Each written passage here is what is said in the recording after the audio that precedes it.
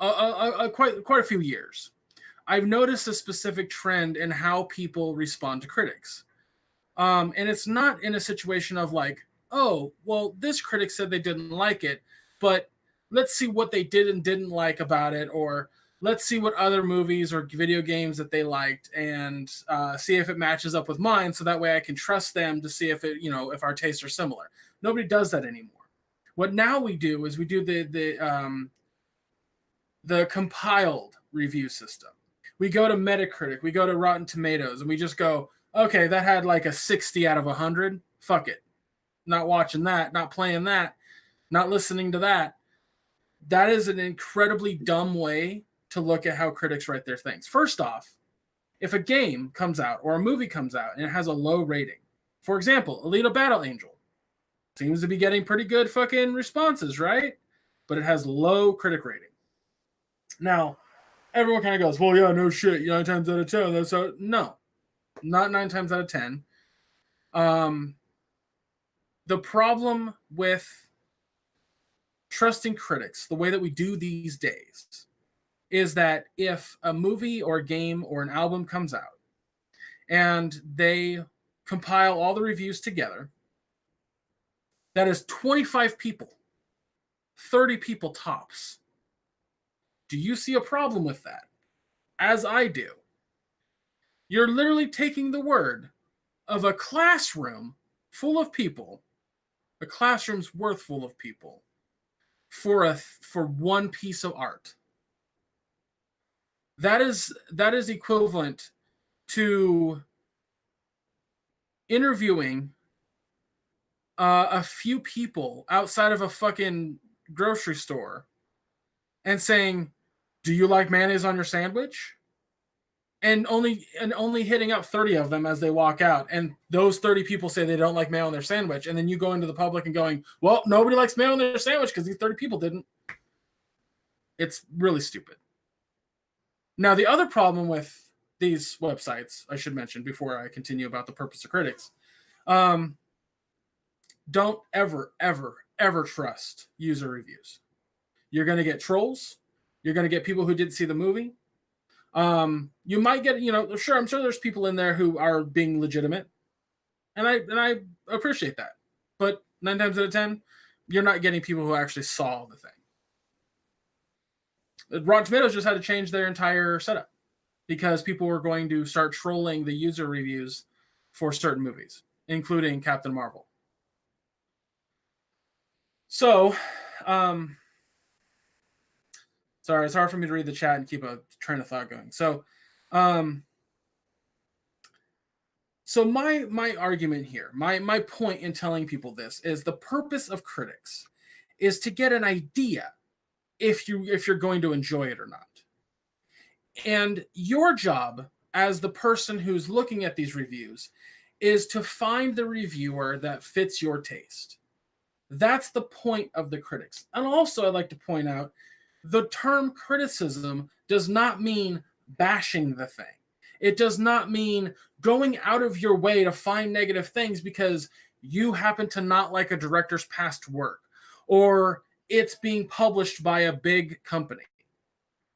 You can't go on to you can't go on to Metacritic and go, well, this one reviewer didn't like the new Call of Duty game because it's made by Activision, so I'm going to use that as my linchpin to say it sucks. No, that's really fucking stupid. Really fucking stupid. You need to do your homework if you're going to trust critics, hands down. Now, I know that me yelling this right now to the few people who listen to us, and we appreciate you listening, and to the people in chat, it's like if I change your guys' minds, great, but you guys are a small group. You guys aren't the whole internet. I wish I had a bigger voice. I wish I could get my word out there to these people, but it's not going to matter. People are going to go onto Facebook, they're going to go onto YouTube, and they're going to go, what did Jim Sterling say about this new game that came out? Oh, he hates it? I guess everybody hates it. I guess it's a shit game. It's just a dumb way to look at things. Just a really fucking stupid way to look at things. When I really, really, really enjoy a film, I'll go to Metacritic and find critics that have a negative review of it. When, no joke, No fucking joke when I say this. When Spider-Man Into the Spider-Verse came out, which is arguably the best Spider-Man movie, which is arguably the most revered movie of 2018. When that came out, everybody gave it high praise, except for one guy. Roger, not Roger, the fuck's his name? Roper, the guy who took over for Siskel when he passed away. Before Ebert passed away too. That guy. He he gave Spider-Man a 50 out of 100. When I read his review, I thought it was silly. Because the way that he viewed the movie was not how I viewed the movie, not by a long shot. But I intentionally read his negative review to get a better idea and to understand my point of view on the film better. I think the only way to really grasp your opinion on something is by listening to the opposing opinion. And that's the purpose of critics right there. It is to further your appreciation or your distaste for something, or to maybe argue it in your own mind. Maybe if you don't know whether you're going to like it or not, you find a critic that you see eye to eye with. Dan Stapleton of IGN is one that I love reading his reviews. Him and I see eye to eye almost all the time. Now, that's another thing. If there's a big website, IGN, Kotaku, Polygon, GameSpot, if they do a review of a game, that is one person's opinion. Not the whole fucking website, not the entire company. I get that someone might say, well, they're representing the whole company. Okay. Yeah, I was representing the store I was working at when I was there.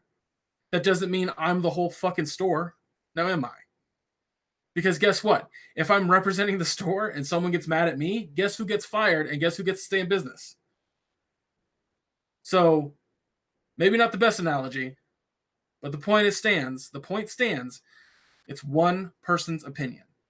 And you can't take that as de facto. You can't do it. Now, of course, a lot of this has been brought up because of recent things with Anthem, where I get very frustrated with how things are being perceived. There's a lot of reviews out there of Anthem that give it an average score because they found it to be an average game, which is fine. I kind of agree that it is average. I'm having fun with it, but it's average. It's not bad. It's not great, but it's fun. But people see a 60 out of 100, and what do they say? They see a number, and they get angry. Or not angry, but they just kind of go, that game sucks then, I guess. It's this attitude of, if it's any less than a 9, it's not worth it. When in reality, a 10 or a perfect score does not mean the game is perfect either.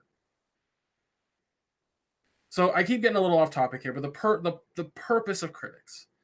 The purpose of critics is to give you an idea whether you are going to enjoy something or not.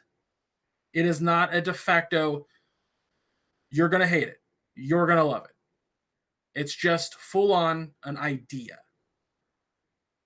So when you go to the extent of demonizing or overly praising something because the critics as a whole gave it a high or low score, and you're not going on anything other than that, that's why you're wrong. All right, guys, and that is why you are wrong with Gregg Dietz. I mean, Gregg Dietz works, I guess. So that's gonna do it for the show today, guys. Again, thank you for the raid earlier, guys. That was from. Let me scroll back up actually. Twitch LA raid. Thank you for the raid, guys. So shout out to you guys. Before we go, as usual, Greg, where can they find you on the internet? You can find me on Twitter and yell at me about my segment Why You're Wrong. I'll be more than happy to discuss with you if you disagree with me. I do love having conversations on there. Just understand that don't pull an Anthony and write like 10 tweets in a row. Hey, and then Twitter can only do so much. I need to get Twit longer or something. Something, because hot damn, like I'll be responding to your first tweet and all of a sudden I'm like, why do I have 3 more notifications? So I give you like a solid, like a hot minute before I respond. Like I got to make sure you're done. Gotcha. But yeah, you follow me on Twitter at ChubRockGeek. You can follow me on my Twitch channel at ChubRockGeek, on YouTube at ChubRockGeek. Basically, if you want to find me, that's how you find me. You search ChubRockGeek. I also do a podcast every Friday called All Queued Up with my buddy Josh Fisher. I thought he was going to be in chat tonight, but he is not.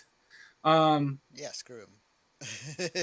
I don't know if you got that stint, but we were doing the show every other week where we would review 2 internet shows, Netflix, Hulu Plus, Amazon Prime, whatever.